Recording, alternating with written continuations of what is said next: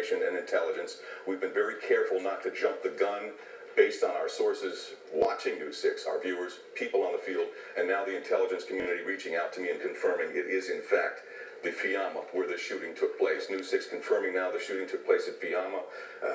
My colleagues were here on the desk early this morning. This unfolded at 8 a.m. Louis, now that you hear that, it slowly comes together, doesn't it? We've seen the information start to trickle in. I mean, right. At first we just heard that that there was a possible shooting.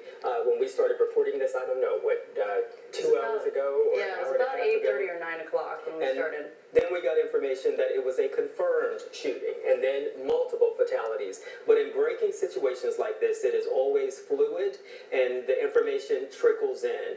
And the sheriff is there, but we're going to get a full rundown of what all happened coming up at 11 o'clock. Well, this information that Mike is confirming aligns perfectly with the sister that we heard from, that bite that we heard from the sister of an employee at FIAMA, who said that she was inside of one of the bathrooms there and saw at least one person dead.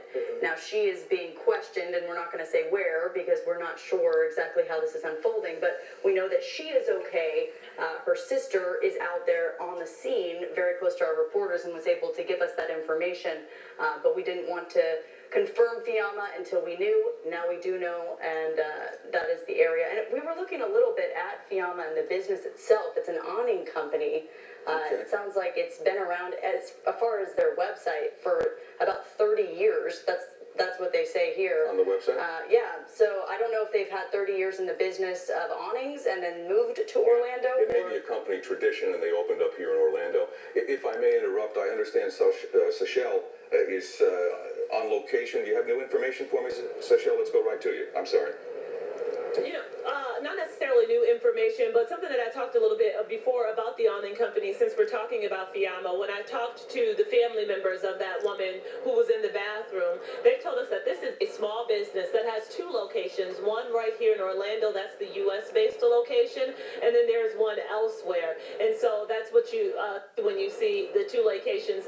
What she also told us was that this was a small company. On the regular, about 10 people who worked in the office at one time, and she also said that there was constantly temp workers who worked there. She asked me, did I know if it was a temp worker or a regular employee? She knew many of the employees from the time that she worked there. That is something that we don't know, if this is someone who was on the job temporarily or if this was someone who was a main employee, but we do know that there's usually about 10 people inside of there, maybe even less, that there are usually a couple temp employees who are hired, and she says that's kind of a revolving door with the temp employees. They make RV awnings. This is just a small company. I also want to show you what's been going on right here behind us, where there is a kind of staging area for all of the officers, for the ATF, for FHP, for Orange County Sheriffs, the FBI. Everyone is here, meeting here. They have tents set up, and they have their mobile at here. There is a heavy police presence. We've seen that.